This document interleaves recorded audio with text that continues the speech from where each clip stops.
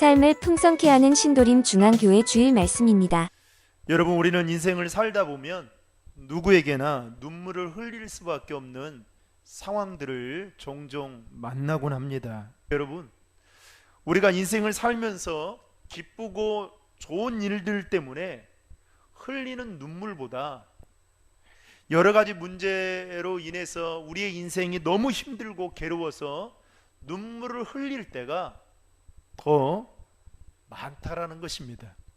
지금에 와서 그때를 생각해 보면, 돌아보면 그때는 참 힘들고 괴로워서 눈물을 흘렸지만 그때 흘렸던 눈물들이 지금의 저를 더 성장하게, 더 성숙하게 만들었고, 또 신앙생활을 하는 데 있어서는 영적인 성장과 함께 더 하나님 앞에 가까이 나아갈 수 있는 그런 통로가 아니었는가 생각해 보게 됩니다.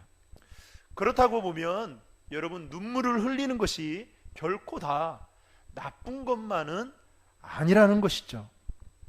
특별히 우리 몸에는 여러분, 나쁜 세포나 그 악한 것들을 이기게 하는 엔돌핀이 있다라고 합니다. 그런데 이 엔돌핀보다 4,000배나 더 강한 힘을 가지고 있는 게 뭐냐면 다이돌핀인데, 이 다이돌핀은 여러분 언제 우리의 몸에서 발산이 되느냐 하면, 사람이 감동을 받거나 감격을 받아서 감격해서 눈물을 흘리면 그때 이 엔돌핀보다 더 강한 다이돌핀이 발산이 된다라고 합니다.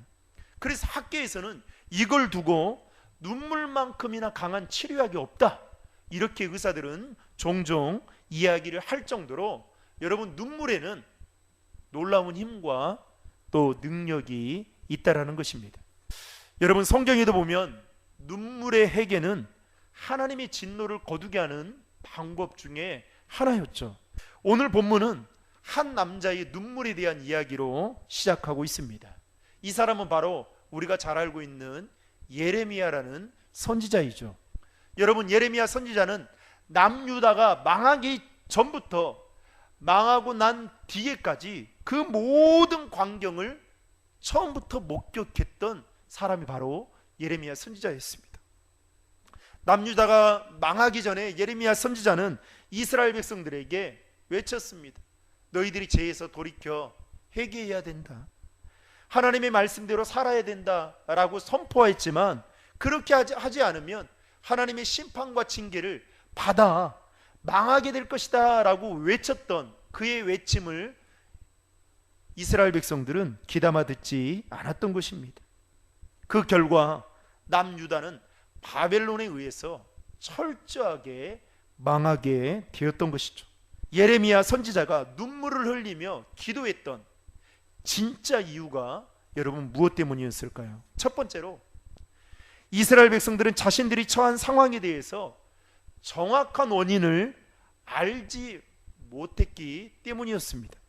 여러분, 우리 인생에 어떤 문제가 일어날 때 그 문제의 원인이 어디에서 왔는지를 여러분 모른다면요, 절대로 그 문제를 해결할 수 없습니다. 이스라엘 백성들과는 달리 오늘 예레미야 선지자는 그 이유를, 그 원인을 무엇 때문이라고 말하고 있습니까? 이스라엘이 바벨론에 의해 망하게 된 것은 군사력이 약해서도 아니다, 정치력이 없어서도 아니다, 너희들이 하나님 앞에 지은 죄가 많기 때문에 라고 예레미야 선지자는 정확하게 그 원인을 말해주고 있다라는 것입니다. 이스라엘 백성들은 그 이유를 알지 못했던 것이죠. 때문에 그들은 죄에서 돌이켜 회개하지 못했고 하나님께로 돌아오지 않았던 것입니다. 사랑하는 성도 여러분, 우리 인생에 문제가 생겼을 때 여러분, 그 문제에 대한 정확한 원인과 이유를 분별할 수 있는 그 지혜가 저와 여러분들에게 있기를 주님의 이름으로 축복합니다. 두 번째로, 택함받은 선민이라 하는 이스라엘이 이제는 세상의 조속거리가 된 것에 대해서 눈물 흘리며 기도했다라는 것입니다. 여러분, 여기서 우리가 한 가지 기억해야 될 게 있습니다. 하나님의 교회와 하나님을 믿는 성도들은 세상의 비웃음거리와 조롱거리가 되어서는 절대로 안 된다는 것이죠. 애석하게도 오늘날 교회 안에서 일어나는 일들을 보면 참으로 그렇지 못한 것 같습니다. 마치 대기업처럼 대형 교회들의 부자들 간의 세습의 문제는 여전히 끊임없이 일어나고 있고, 또 목회자들이 은퇴한 이후에 노후에 대한 문제로 인해서 교회들마다 지금 몸살을 앓고 있는 상황이고, 그리고 막대한 비용으로 무리수까지 두면서 성전을 건축하는 일 등은 어쩌면 교회가 세상 사람들로부터 조롱받고 있는 것이 아닌가라는 생각이 들었습니다. 여러분, 왜 세상 사람들이 그렇게 조롱하고 비웃을까요? 그것은 바로 교회가 교회답지 못하기 때문에, 성도가 성도답지 못하기 때문에 그렇게 조롱받고 있는 것입니다. 우리는 이 점을 매우 안타깝게 생각하고 여러분 돌아봐야 할 것입니다.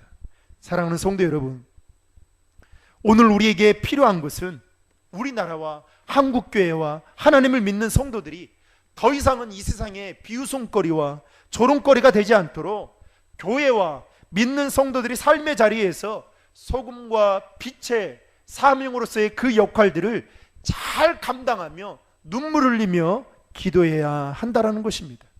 그렇게 기도할 때에 하나님은 우리의 눈물을 주목해서 보시고 그 기도를 통해서 이 나라 이 민족과 교회와 여러분 성도들의 신앙을 반드시 회복시켜 주실 것입니다. 치유하시고 회복하시는 그 하나님의 은혜가 넘치시기를 주님의 이름으로 축복합니다.